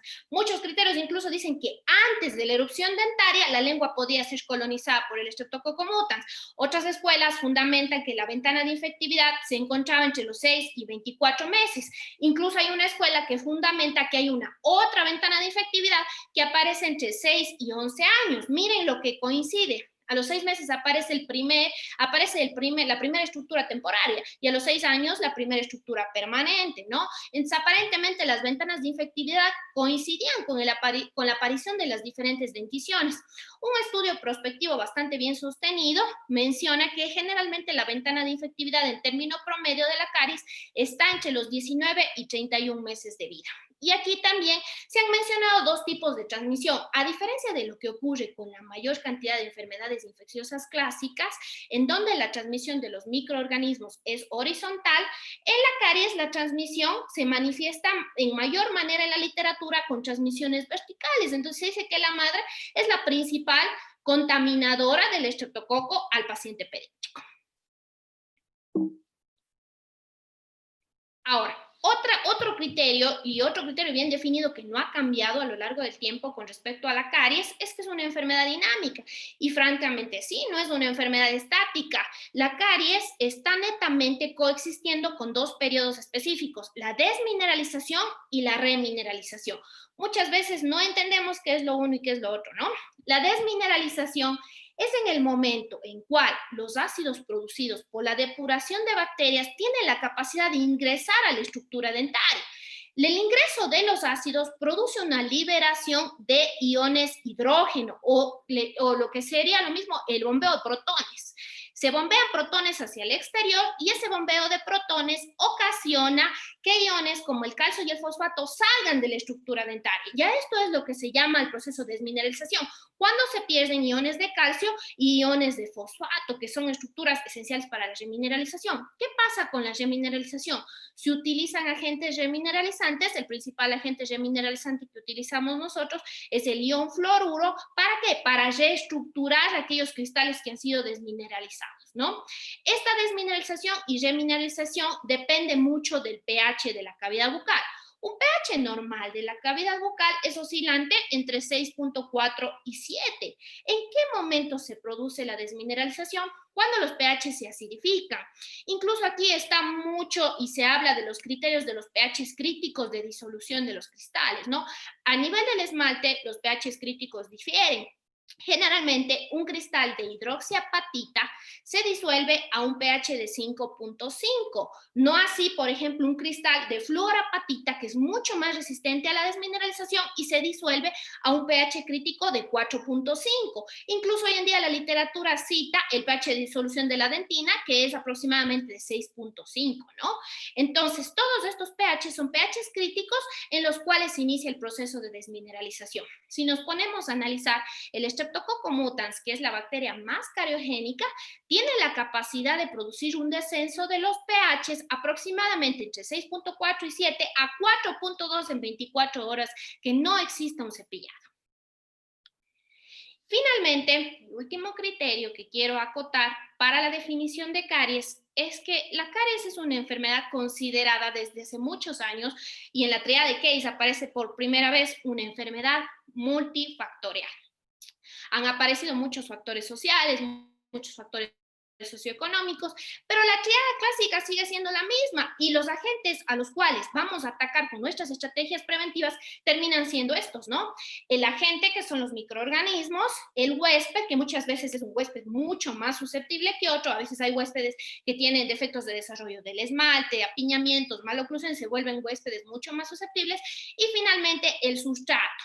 Dentro del sustrato, aquí me voy a detener un poquito, generalmente es donde más preguntas hay de los padres e incluso de los estudiantes durante las clases.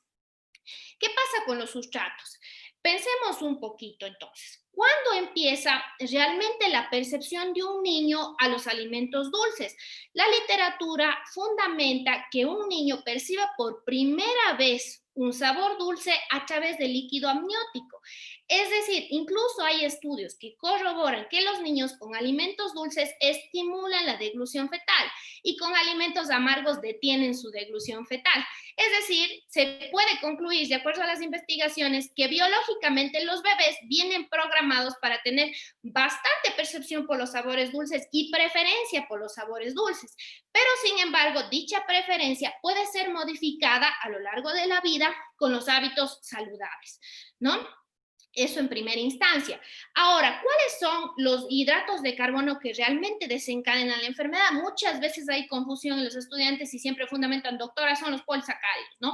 No, y de hecho no son los polisacáridos los principales agentes desencadenantes de la enfermedad. Los principales agentes desencadenantes son tanto los monosacáridos como los disacáridos, es decir, hidratos de carbono de bajo peso. Y dentro de este grupo, entre mono y disacáridos, existe un actor principal, que es la sacarosa, que se ha considerado el principal agente causal de desencadenar la cadena de caries. Es decir, esta sacarosa es la responsable de degradarse y de iniciar un proceso de caries. Ya vamos a ver cómo se da la vía de degradación de la sacarosa. Ahora, me gustaría también enfocarme en otra pregunta que generalmente me hacen los padres y me dicen, bueno, doctora, ¿y cuál es la relación que existe realmente entre la ingesta de sacarosa y el dentífrico que yo utilizo? A ver, y sí existe una relación franca, ¿no? Se dice que antiguamente se utilizaban, por ejemplo, dentífricos sin flúor.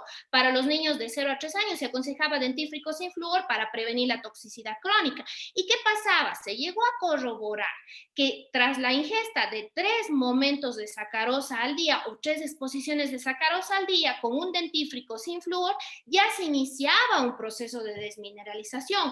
Más adelante se empezó a dar corroborancia científica al uso de los dentífricos de 500 partes por millón en niños entre 3 y 6 años. Se comprobó que no tienen ningún efecto preventivo ni ningún efecto anticaries. Y también se investigaron cómo era la relación entre la ingesta de sacarosa y el uso de un dentífrico entre 1000 y 1500 partes por millón de flúor. Y lo que llegaron a dilucidar era que para que se produzca un proceso de desmineralización en un niño que efectivamente usa dentífrico entre 1000 y 1500 partes por millón, tenían que haber más de 6 exposiciones de sacarosa al día. Algo muy interesante, ¿no? Casi se duplica el número de exposiciones y el niño queda doblemente protegido, ¿no? Es por eso que hoy en día la indicación universal del uso de los agentes fluorados en los dentífricos es de 1000 a 1500 partes por millón. Otra cosa importante, ¿cómo prevenir la ingesta de estos dulces en la consulta odontológica, tanto a nivel comunitario como a nivel privado? Muchas veces cuando se hacen observaciones a los padres de disminuir la lactancia nocturna, incluso controlar la ingesta de dulces, los padres lo toman como negativo y a veces rechazan las indicaciones, ¿no? Hay que tener bastante cuidado. ¿Cómo restringir? No es una restricción abrupta del consumo de azúcar, ¿no? La Organización Mundial de la Salud ha estudiado muy bien esto de la restricción del consumo de azúcar para los pacientes pediátricos. La recomendación que nos da es que el consumo de azúcar diario, tanto para pacientes pediátricos como para pacientes adultos, debería ser de menos del 10% de la ingesta calórica total. Esto parece difícil de entender y decimos, ¿y cuánto es menos del 10% de la ingesta calórica total, no? En realidad es aproximadamente 500 gramos de azúcar al día, de forma más sencilla. Son aproximadamente 12 cucharas de las que utilizamos para endulzar el té, es aproximadamente la ingesta ideal que deberíamos tener tanto pacientes pediátricos como pacientes adultos. Sin embargo, este es un dato limítrofe, pero hay un dato más específico para disminuir la caries dental. Hay un dato mucho más certero y se dice que en realidad no debería ser menos de un 10% neto, sino menos de un 5% para controlar la caries. Estamos hablando que son 25 gramos de azúcar, aproximadamente 6 cucharitas de azúcar al día es lo que debería ingerir un paciente pediátrico de forma ideal y estándar para controlar la caries. Y esto de la reducción de los azúcares muchas veces se tomó a mal, pero hoy en día se sabe que está dentro de los protocolos de salud pública incluso, porque al controlar la ingesta de dulces, no solo controlas la caries dental, también controlas otras enfermedades, como por ejemplo la diabetes mellitus tipo 2 en niños y adolescentes, la obesidad, el sobrepeso. Entonces está muy bien la regulación de caries, ¿no?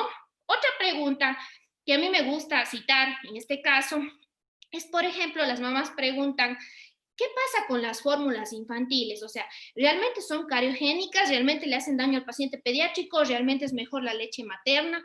No, la leche materna y las fórmulas infantiles contienen un azúcar que no está en la primera línea de cariogenicidad, que es la lactosa, pero sin embargo sí tienen su cariogenicidad y a mayor tiempo de exposición van a generar mayor posibilidad de riesgo de enfermedad.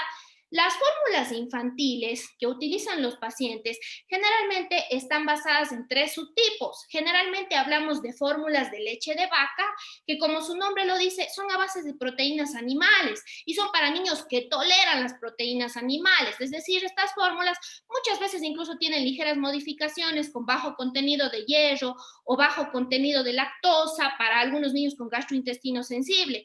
Ese es el primer grupo y el grupo más grande de fórmulas utilizadas, el grupo más amplio. Existen 2 grupos especiales anexos. Por ejemplo, tenemos las fórmulas a base de leche de soya. Como su nombre lo dice, son para niños intolerantes a la proteína animal.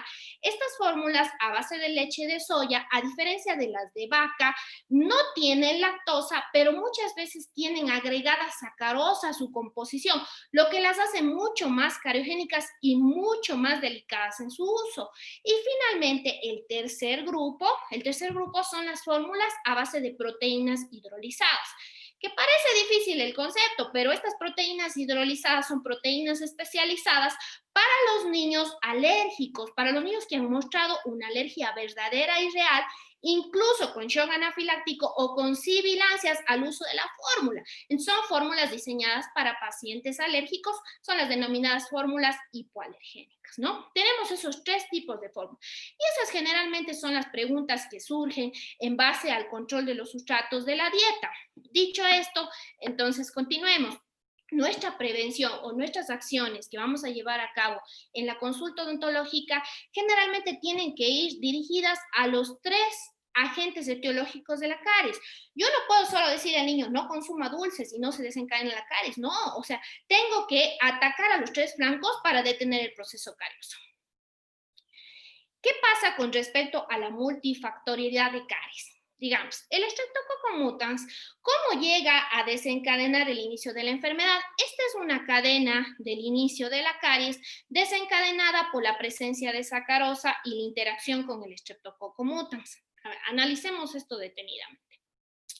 El Streptococcus mutans es un microorganismo, un coco gram positivo con disposición lineal bastante bien organizado, tiene características de adherencia inicial y tiene características de adherencia persistente. Es una bacteria que produce ácidos, es una bacteria que tolera medios ácidos y es una bacteria que para tolerar los medios ácidos recibe el nombre de acidofílica, que quiere decir que bombea protones hacia el exterior de la célula, ¿no? Es una bacteria bastante especializada. Es una de las pocas bacterias que puede realmente metabolizar la sacarosa. Si analizamos la sacarosa, es la unión de dos monosacáridos, la glucosa más la fructosa en una unión glucosídica bastante fuerte. Es por eso que no todos los microorganismos pueden degenerar o degradar sacarosa. Y el Streptococcus mutans, a su beneficio, ingresa a la sacarosa a dos vías de degradación. Hay una vía anabólica y hay una vía catabólica. Por la vía anabólica, la sacarosa va a terminar transformándose en un polímero o lo que sería lo mismo en un polisacárido. Mientras que por la vía catabólica, la sacarosa termina transformándose en varios tipos de ácido. Veamos cómo ocurre. Si ingresa la sacarosa a la vía anabólica, generalmente se degrada en glucosa y fructosa, en los dos monosacáridos que la conforman. Aquí intervienen dos enzimas. Sobre la glucosa interviene la enzima glucosiltransferasa y sobre la fructosa interviene la enzima fructosiltransferasa. Estas dos enzimas van a desencadenar que se formen los polímeros, que al final son polímeros de glucosa, y que son los llamados dextranos y fructuanos, que se obtienen de la degradación anabólica de la sacarosa. ¿Qué son estos dextranos y estos fructuanos? Son polisacáridos formados por el propio Streptococcus mutans para su utilización. Forma dos tipos de polisacáridos del Streptococcus mutans. Polisacáridos intracelulares que quedan dentro de la célula y que generalmente son no solubles y que su función es ser una reserva energética ante ausencias de aporte de dulce, ¿no? Cuando el niño deja de consumir dulces, la bacteria sobrevive, la bacteria no muere, ¿no? Son polisacáridos de reserva energética. En cambio, los polisacáridos extracelulares, a diferencia de los intracelulares, van a formar parte del glucocáliz de la bacteria, es decir, van a formar parte de la estructura externa de la bacteria e incluso estos polisacáridos extracelulares han sido denominados como el cemento biológico de la bacteria que le permite pegarse y mantenerse fijo a la estructura dentaria. Son tan importantes estos polisacáridos extracelulares que la bacteria deja en el exterior que incluso en la formulación de las vacunas de caries, lo que tratan de hacer es impedir que se formen estos últimos, ¿no? Es impedir que se formen estos polisacáridos extracelulares para que la bacteria deje de tener adherencia. Eso es lo que sucede en la vía anabólica de la caries al utilizar sacarosa, ¿no? ¿Qué sucede en la vía catabólica? Es bastante similar, pero entra otro proceso. La sacarosa va a ser degradada también en glucosa y en fructosa inicialmente y entra a la vía del ciclo de Krebs, que es la vía glicolítica de Enden-Meyer-Hook, para la degradación de la misma. Y al entrar a la vía del ciclo de Krebs o a la vía de degradación de los carbohidratos, termina con la producción de ácidos. El principal ácido producido por Streptococcus mutans tras la depuración de estos azúcares, de la sacarosa, que es un azúcar exógena, tras la depuración termina con la producción de ácido láctico. ¿Sí? Termina con producción de ácido láctico, también han sido señalados en la literatura el ácido propiónico, el ácido acético y el ácido fórmico en menor medida, ¿sí? Y estos ácidos son los que a su vez ingresan a la estructura dentaria e inician el proceso de desmineralización. Bueno, una vez abordado esta parte de la conceptualización de la caries, que creo que queda muy claro con definiciones específicas y elementos de acción científica, se podría decir que por ahí la literatura también le da otros criterios a la caries. Por ahí también hay libros donde la definen como una enfermedad azúcar biofilm dependiente, que también está bien, ¿no? También dicen que es una enfermedad, muchos dicen que es una enfermedad irradicable, o sea, no se puede erradicar, solo se puede controlar. Hay otros también que de pronto dicen es una enfermedad reversible y se puede controlar en los estadios iniciales, pero no en los estadios avanzados. Hay muchas más definiciones, pero yo creo que estas que hemos establecido son las principales que hoy en día se citan a la literatura. Y en continuidad a lo que habló la doctora Noemí sobre los niveles de prevención, nuevamente voy a redirigir y decir que los niveles de prevención deben estar direccionados a la gente al huésped y al sustrato. ¿Y qué tipo de medidas vamos a ejercer tanto en el agente, tanto en el huésped y en el sustrato? Hay tres tipos de estrategias que generalmente se manejan a nivel de odontología pediátrica. Tenemos estrategias no invasivas. ¿Qué quiere decir no invasivas? El nombre es sencillo de entender. No producen disrupción o ruptura de la estructura dentaria, bajo ningún concepto. Nada invasivo, nada rompe la estructura o produce disrupción de la estructura. En cambio, estrategias microinvasivas, como su nombre lo dice, hay una pérdida micrométrica de la estructura dentaria. Pequeñas partes de la estructura dentaria se pierden con estas estrategias microinvasivas. Y finalmente están las estrategias invasivas, que como su nombre lo dice, acción y disrupción de ruptura de la estructura dentaria. No quiere decir que sean malas las estrategias invasivas. Estas estrategias invasivas están destinadas a caries generalmente moderadas, profundas y muy profundas, con la finalidad de restablecer forma, función estética y fonética. Son aplicables a los diferentes grados de caries, ¿no? Repitiendo esto de los niveles de prevención, nada más solo para recordar, las prevenciones primarias que ejercemos nosotros son para pacientes sanos o libres de enfermedad. Las prevenciones secundarias son para pacientes en inicio de enfermedad. La diferencia aquí es que no existe enfermedad y aquí ya existen inicios de enfermedad, como por ejemplo una mancha blanca en cervical, las estructuras anterosuperiores ya están en inicios o estadios iniciales de la enfermedad. En la prevención secundaria el fundamento es interceptar el avance de la enfermedad, impedir que se exacerbe la condición del paciente, ¿no? Y finalmente, en la prevención terciaria ya se ejercen medidas estratégicas para pacientes con enfermedad franca. Y aquí se van a llevar a cabo procedimientos restauradores, procedimientos endodónticos o procedimientos quirúrgicos si lo amerita. Me he permitido hacer un esquema para cada nivel de prevención para ver cuáles son las estrategias que se utilizan hoy en día y tratar de esquematizar, ¿no? Generalmente en prevención primaria, pensemos, son pacientes sanos. ¿Qué hacemos con un paciente sano? A nivel de la gente, ¿cómo vamos a controlar a la gente? Como el huésped y como el sustrato. A nivel de la gente, generalmente utilizamos estrategias no invasivas, igual a nivel del huésped y igual a nivel del sustrato. ¿Qué haríamos para controlar a la gente? Por ejemplo, aquí está el control químico de la biopelícula. En un paciente sano como este, ¿cuál sería mi control químico? Por ejemplo, utilizar dentífricos tópicos de autoaplicación en casa, utilizar, por ejemplo, dentífricos y colutorios, son fluoruros tópicos de autoaplicación en casa para el control y evitar la aparición de la enfermedad, ¿no? Dentífricos, nuevamente, acordémonos, para todos los pacientes están indicados dentífricos entre 1000 y 1500 partes por millón a partir de los 6 meses de edad. Y esto a veces causa controversia y el papá dice, bueno, doctora, pero es mucho flúor, mi hijo se lo traga, pero son con las condiciones específicas y las proporciones específicas de pasta para evitar toxicidad sistémica. Pero el único dentífrico que ha mostrado efecto anticaries es el que se encuentra entre 1000 y 1500 partes por millón. Otro agente que se utilizan son los colutorios, que generalmente los colutorios se recomienda para pacientes mayores de 6 años que tienen la capacidad de expectorar, de escupir. No se recomiendan para pacientes menores de esa edad y los colutorios para niños generalmente vienen administrados de un uso semanal, que a veces son de 900 partes por millón, o de un uso diario, que son de 220 partes por millón aproximadamente. Adicionalmente, también tenemos el control mecánico de la biopelícula, que se logra a través de cepillos apropiados, hilo dental, seda dental, cepillos interproximales, si es que se requiriera.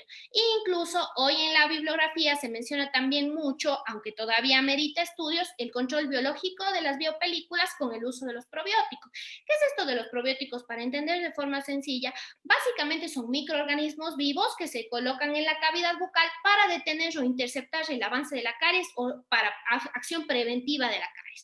Son microorganismos específicos con denominación específica de especie y subespecie que van a cumplir una función específica. Se me ocurre, por ejemplo, el control del pH o la prevención de la adherencia del Streptococcus mutans. Están siendo estudiados bastante in vitro. Sin embargo, los estudios in vivo aún no siguen siendo tan prometedores y hay que ahondar mucho más en esto, ¿no?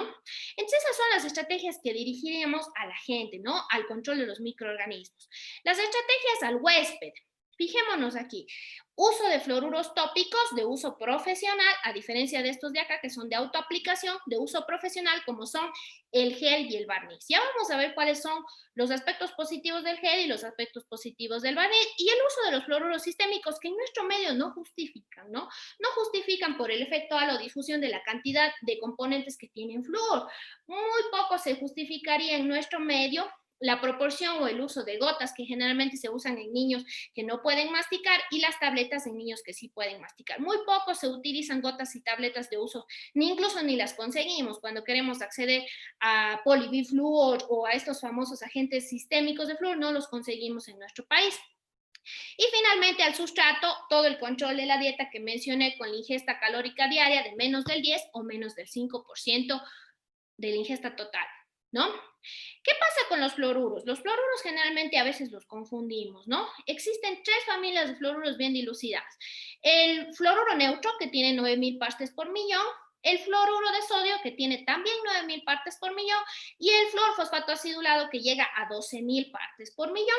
Ante esto, entonces, me dirían, bueno, doctora, sería lo más fácil escoger el fluorfosfato acidulado para todos los pacientes porque tiene la mayor concentración de flúor y el efecto anticaries obviamente va a ser mayor. Y pues sí tiene sentido, pero sin embargo el fluorfosfato acidulado tiene la característica particular que no puede ser utilizado en pacientes en los cuales hay resinas porque puede grabar las resinas, entonces no se debería utilizar. Ante esa opción se podría utilizar un fluoruro de sodio o un fluoruro neutro. Estos son materiales de bajo costo, de fácil aplicación, pero sin embargo no se deben aplicar en todos los casos. La Academia Europea recomienda en pacientes mayores de 4 años por la prevención de ingesta de este producto, ¿no? Al ser tixotrópico, fluye ante la presión y puede ser deglutido por el paciente. Se aconseja en pacientes entonces mayores de 4 años. Y la Academia Americana incluso los aconseja en pacientes mayores de 6 años, que es mucho más arriba, ¿no? Entonces, si no tenemos la opción de colocar a nivel comunitario, esto es lo que existe y esto es a lo que se coloca a nivel del Ministerio de Salud, por ejemplo. Siempre utilizamos este de aquí, el fluoruro de sodio, pero se debe utilizar con cautela, con la prevención de que sea obviamente deglutido por el paciente y nos lleve a una intoxicación de fluoruro aguda en este caso. ¿Por qué? Porque los niveles de flúor empiezan a subir en sangre y si llegan a 5 miligramos por kilogramo de peso, ya desencadenan una toxicidad aguda y ahí se desencadena un gran problema. Y ya tenemos que meter antídotos que generalmente son a base de lactatos e incluso se hace monitorización de ritmos cardíacos. Algunos pacientes llegan a ser hasta hospitalizados por una intoxicación aguda de fluoruro, ¿sí? Ante esta otra opción, por eso hay que asegurarnos siempre que el paciente expectore toda la cantidad de fluoruro y no lo degluta, ¿no? Ante esta posibilidad de deglución salen los famosos barnices, los cuales tienen muchas más partes por millón, incluso este de aquí, uno de los más utilizados al 5%, igual este de acá del TAR3M, tienen 22.600 partes por millón, son excelentes materiales, son viscosos, se previene la deglución y tienen un mejor efecto anticaries. Si aquí comparamos en este cuadro cuál es el efecto anticaries del gel, por ejemplo, en la dentición temporaria, podemos ver que llega a un 20%. Y si decimos cuál es el efecto anticaries del barniz, en la dentición temporaria alcanza un 37%. ¿Cuál es la diferencia para el nivel comunitario? El costo del barniz es mucho más alto, ¿no? Vamos ahora a la prevención secundaria. No vamos a repetir las estrategias de la gente, que son las mismas que hicimos en la prevención primaria. Vamos a hablar sobre las estrategias del huésped como tal. Aparte de realizar estrategias no invasivas, aquí en la prevención secundaria, cuando el paciente ya tiene inicios de enfermedad y tiene mancha, aquí ya se manejan las famosas estrategias microinvasivas, que quiere decir que hay una pérdida micrométrica de la estructura dentaria. ¿Qué se puede utilizar a nivel de estas situaciones, ¿no? ¿Qué se puede utilizar a nivel de estas manchas? Hoy en día están en la misma línea de actuación los selladores de fosetas y fisuras, generalmente para las zonas de los molares, y los infiltrantes resinosos que se han hecho bastante prometedores, bastante famosos y que se utilizan a nivel de superficies libres y también a nivel de superficies interproximales. Hablemos entonces sobre estas estrategias microinvasivas, que es lo único que se añade en la prevención secundaria. A ver, los sellantes, primero familiaricémonos. No es difícil entender que un sellante crea una barrera mecánica entre la estructura dentaria y el exterior, ¿no? Al crear esta barrera mecánica sobre la estructura dentaria, va a impedir que ingresen los ácidos producidos por el Streptococcus mutans y que por ende no se inicie la desmineralización y no salga el calcio y el fosfato proveniente de la desmineralización. Entonces, crean esta barrera mecánica. Existen dos tipos de selladores bastante promulgados en la literatura y se llaman microinvasivos porque utilizan un ácido. Primero, los selladores a base de resina o los selladores resinosos que utilizan el ácido ortofosfórico para ser grabados previamente. Por eso se llama microinvasivo, porque al colocar el ácido se produce una ruptura micrométrica de la estructura dentaria, ¿no? Estos son bastante buenos, pero requieren condiciones ideales de su aplicación. O sea, generalmente deberían ser colocados bajo características de aislamiento absoluto. Y existe otro grupo también de selladores, que son estos de aquí, los selladores ionoméricos, que generalmente utilizan, para utilizar como sellador debe ser un ionómero de alta viscosidad que permita que fluya, para que se coloque en la fisura, se elimine el exceso. ¿Qué pasa con estos selladores ionoméricos? A diferencia de los selladores de acá, que son microretentivos, estos tienen un tipo de adhesión iónica. Se ha controvertido mucho el nivel de retención de estos materiales, por ahí dicen que tiene bajo nivel de retención a fuerzas masticatorias, se les acusa mucho, y pues sí, tienen bajo nivel de retención a las fuerzas masticatorias, pero sin embargo, ese no es el único factor que condiciona el éxito clínico de estos materiales, por lo que se sigue justificando el uso. Y bueno, ¿por qué son alternativas microretentivas? ¿Qué ácido utilizan los ionómeros de vidrio si no hay grabado, pero hay acondicionado? Acuérdense que muchos materiales ionoméricos vienen con un ácido de acondicionamiento, que es el ácido poliacrílico, que debe ser colocado antes de la colocación del sellado. ¿Sí? Por eso los dos, al coexistir con ácido ortofosfórico y con ácido poliacrílico, han sido denominados técnicas microinvasivas. Y finalmente, en la misma línea de actuación, tenemos a los famosos infiltrantes resinosos, que tienen más estudios en la dentición permanente. A nivel de la dentición temporaria, aún siguen siendo recientes, aún requieren una cantidad de estudios. ¿Cuál es la diferencia entre los selladores y un infiltrante resinoso? El sellador, como nuevamente menciono, forma una barrera externa. En cambio, los infiltrantes resinosos tienen la capacidad de crear una barrera de difusión en el interior de la estructura dental. Esto, crean una barrera de difusión, se meten dentro de la estructura dentaria. ¿Cómo funcionan estos agentes resinosos?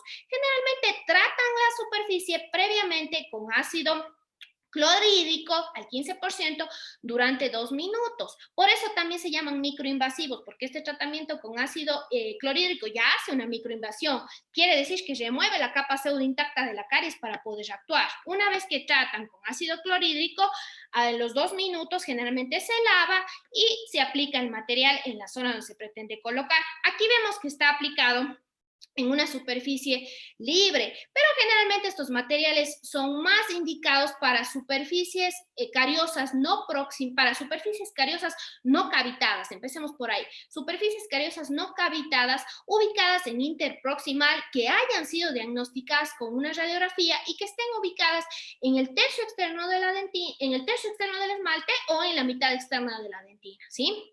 Estos materiales, como decimos, una vez que son colocados tras la aplicación del ácido clorhídrico, se dejan reposar un tiempo, y esto con la finalidad de que por un mecanismo de capilaridad tenga la capacidad de penetrar en la lesión y formen esta famosa barrera de difusión. Y no es ilógico entender que ante la formación de esta barrera de difusión que penetra en la estructura cariada teóricamente, va a impedir que se penetren los ácidos del exterior, en este caso el ácido láctico, el propiónico, el acético y el fórmico, y no se desencadene la desmineralización.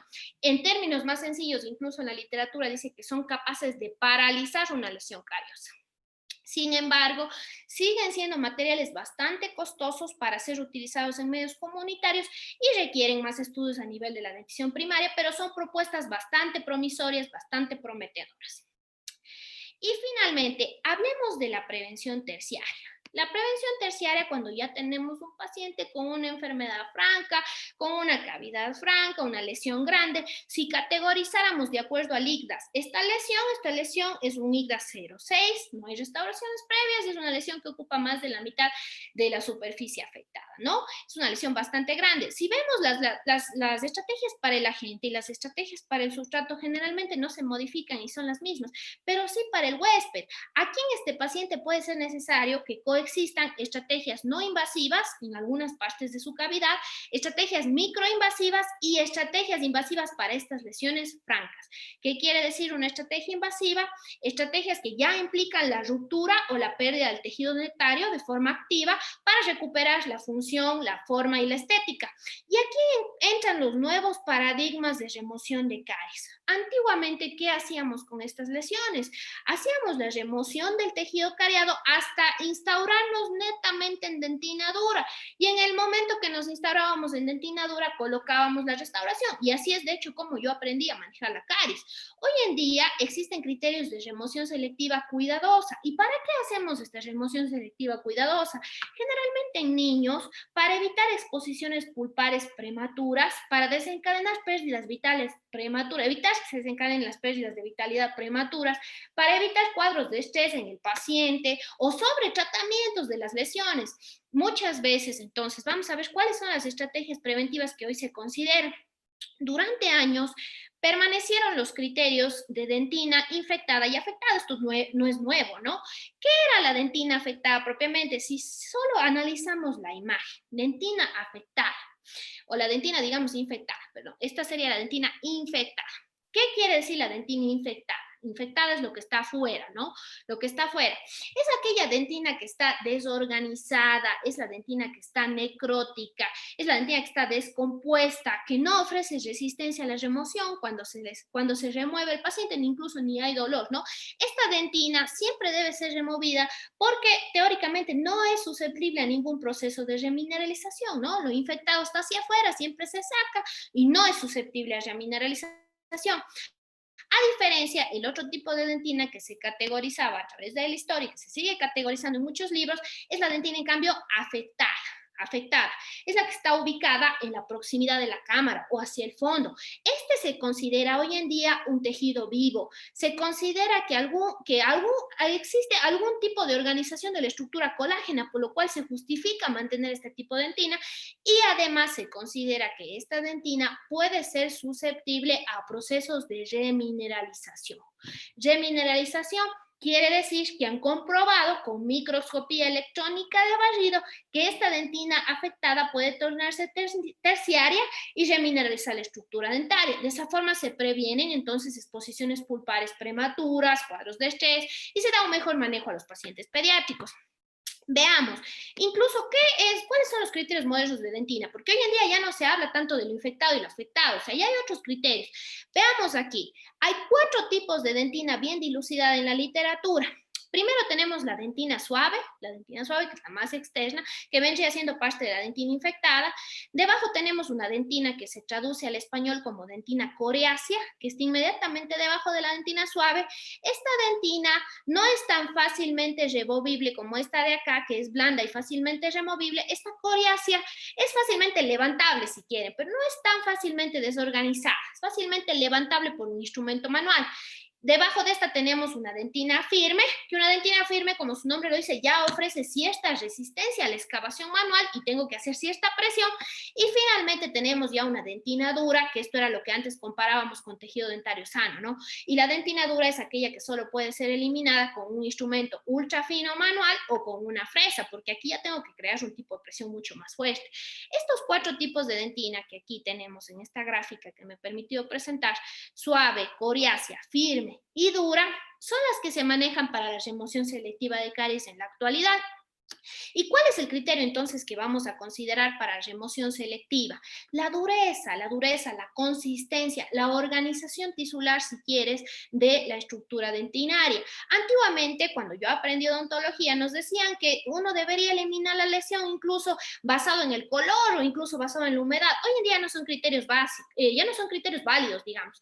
Incluso cuando tú retirabas una restauración de amalgama, muchas veces veías en el fondo una tinción por el propio propio material, ¿no? Y confundías con una caries y removías eso para colocar una restauración. No, el color ya no es un instrumento válido para remoción selectiva de caries. Hoy en día la dureza, la consistencia y la organización tisular son los instrumentos válidos, ¿no? Entonces, veamos los 4 tipos de dentina y veamos cuáles son las técnicas que se han promulgado en la literatura para la remoción selectiva. Tras la remoción selectiva, obviamente vamos a tener que escoger un material de restauración. Y eso también se torna una discusión grande que podemos tomar en una hora. Porque, sin embargo, ¿qué pasa en un paciente pediátrico? Para mí, la selección de un material de restauración está sujeta generalmente a 2 variables: al comportamiento del paciente pediátrico y al tiempo de la estructura dentaria en boca para seleccionar qué tipo de material voy a colocar. Veamos entonces primero la remoción. Veamos primero los criterios de remoción. ¿Para qué hacer esta remoción selectiva? Pensemos un poquito. ¿Para qué? Para evitar exposiciones pulpares, evitar cuadros de dolor, para dar mayor longevidad a las restauraciones también si quieres. ¿Qué pasa en esta remoción selectiva versus la remoción total? En la remoción selectiva se dice que hay una inactivación de la cantidad de bacterias que se encuentran en el fondo de una lesión. Es decir, al inactivar la cantidad de bacterias que se encuentran en el fondo de la lesión, estas quedan selladas, se altera la ecología de las bacterias que están en el fondo de la lesión y que generalmente al colocar la restauración se bloquea la comunicación con el biofilm externo, ¿no? Esto generalmente son criterios de remoción selectiva. Pensemos, son 4 estrategias promulgadas en la literatura para remoción selectiva de caries. La primera, vamos viendo aquí, eliminación no selectiva no selectiva de dentina dura o remoción total. Es decir, en esta técnica es la técnica antigua, la que hoy se considera inaccesible, innecesaria, exagerada, un sobretratamiento, en la cual removíamos suave, coriáceo, firme y nos quedábamos instaurados en duro en la proximidad de la pulpa. Y una vez que estábamos en tejido duro, restaurábamos. Obviamente, aquí deberíamos considerar la periferia de la cavidad y la profundidad de la cavidad. En la periferia de la cavidad los criterios nunca cambian. En la periferia de la cavidad siempre me debo ubicar en tejido sano, tanto en esmalte sano y en dentina sana, pero en la proximidad de la pulpa es donde realmente se da la remoción y los criterios de remoción. Entonces, ¿qué pasaba en esta remoción total? Removían los 3 tipos de dentina y se detenía únicamente cuando se instauraban en dentina dura y esto daba mayor número de dolor, mayor número de lesiones pulpares, mayor estrés al paciente y se considera hoy en día un sobretratamiento. Después, tenemos la segunda técnica, eliminación selectiva para dentina firme. Veamos el gráfico. ¿Qué quiere decir eliminación selectiva para dentina firme? ¿Qué quiere decir? Elimino la suave, elimino la coriácea y me quedo instaurado en la proximidad de la pulpa en dentina dura. ¿Para qué tipo de cavidades aplicaría? Para cavidades IGDA 0,6, IGDA 0,5, que generalmente son moderadas o son profundas. Esto con la finalidad de maximizar la longevidad de la restauración y justifica quedarnos en dentina firme. Esta es la técnica más promulgada en pacientes pediátricos, la más idónea, quedarnos ubicados en dentina firme en la proximidad de la cámara para el control de caries. Veamos la siguiente técnica, ¿no? En la anterior recuerden que hubo eliminación de suave, de coriáceo y de firme. En esta de aquí, suave y coriáceo y me instauro en firme, que sería lo más ideal para pacientes pediátricos. En la siguiente técnica se llama la eliminación selectiva para dentina blanda o eliminación parcial incompleta. Esto un poco entra en controversia, es para cavidades muy, muy profundas, pero sin embargo ha tenido éxito clínico. Implica que solo elimina el tejido suave, solo elimino el tejido desorganizado, el tejido descompuesto, el que no me ofrece ningún tipo de resistencia a la excavación manual o a la retroalimentación táctil si quieres, y me quedo instaurado en dentina coriácea, esperando que esta dentina coriácea se remineralice, ¿no? Esperando la eficacia de la restauración y que esta dentina coriácea se remineralice. Y finalmente, hay otra técnica que combina pasos, que es la eliminación stepwise o excavación en 2 pasos, en donde en una primera cita elimino la dentina suave, como en la técnica anterior, me quedo ubicada en la dentina coriácea, coloco un material teóricamente denominado como material provisorio, que en este caso siempre tendría que ser un ionómero de vidrio, por si el paciente no regresa a la consulta, y a los 12 meses remuevo ese ionómero de vidrio y nuevamente hago una excavación para eliminar la dentina coriácea e instaurarme en firme.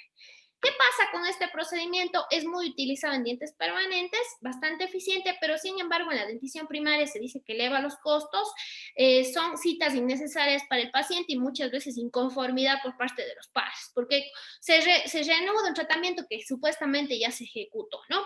Pero esas son las técnicas, las 4 técnicas promulgadas para remoción selectiva de caries.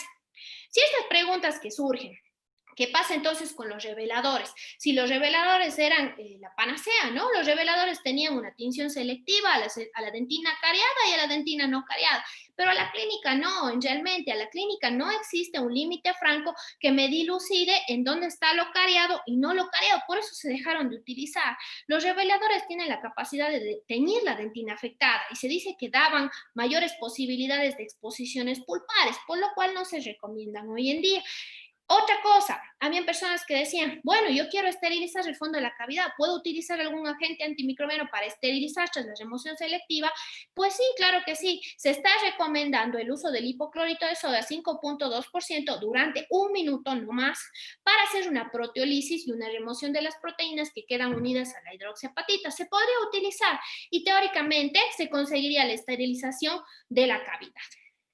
Otra cosa, ¿se podrían utilizar materiales protectores del complejo dentino pulpar tras una remoción selectiva de caries? Pues claro que sí. Están dilucidados que se puede utilizar el hidróxido de calcio, se pueden utilizar cementos de ionómeros de vidrio y se pueden utilizar materiales resinosos también para protectores del complejo dentino pulpar. Otra pregunta que surge, ¿qué pasa con las técnicas de fluorescencia que también nos venden mucho, ¿no? ¿Qué pasa con estas técnicas? Estas técnicas no utilizan tintes. Aquí la fluorescencia, la autofluorescencia de la estructura dentaria reacciona de acuerdo a la cantidad de porfirinas que hay en la estructura. ¿Qué quieren decir las porfirinas? Las porfirinas generalmente son remanentes de las bacterias o son productos, subproductos de las bacterias. Cuando hay tejido contaminado, las porfirinas reaccionan con una autofluorescencia roja y cuando hay tejido no contaminado, no reaccionan las porfirinas y el diente se pinta con una autofluorescencia verde. Y hay muchos productos que nos venden de esta autofluorescencia. Son buenas, son bastante recomendadas, pero también tienen una tasa de alto costo. Lo más beneficioso a nivel comunitario, si analizamos, sería el uso de la remoción selectiva, ya que requiere únicamente excavadores manuales, una retroalimentación táctil y un buen conocimiento del operador clínico. Y finalmente, bueno, no me quiero pasar de la exposición, creo que estoy a tiempo. Finalmente, con eso he culminado. Me gustaría haber abordado mucho más, pero sin embargo, el tiempo y las reglas son claras, ¿no? Entonces, con eso puedo concluir un aporte de las definiciones de caries, las recomendaciones dietéticas, las recomendaciones en el uso de fluoruros, las técnicas de remoción selectiva. Posiblemente en alguna charla podamos abordar la selección de los materiales en odontopediatría. Con esto me despido, con estas fotografías de mis alumnos, que creo que es lo que más extraño en el momento de la pandemia, la convivencia con mis alumnos y el poder tener recuerdos con ellos. Muchos de ellos, o creo que en todas estas fotografías, ya no están en la facultad, siempre los recuerdo. Y bueno, agradezco la participación de todas las personas que me han colaborado el día de hoy y a mis alumnos, sobre todo de segundo, que han compartido conmigo todos estos meses de pandemia que han sido muy importantes para mí. Muchas gracias. Muchas gracias, doctora.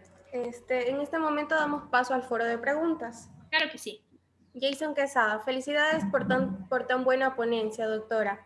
Con respecto al grabado ácido para la adición de selladores de fosetas y fisuras, ¿es exactamente igual que para las restauraciones de composite? Sí, el mismo, obviamente sí, el ácido ortofosfórico el 15% durante 37 segundos. Sí. Ya, todo. Buenas tardes, doctora. Excelente presentación, felicitaciones. Mi pregunta es la siguiente. ¿Cuál es la mejor opción como sellante en los pacientes pediátricos, las resinas fotocuradas o los ionómeros fotocurados?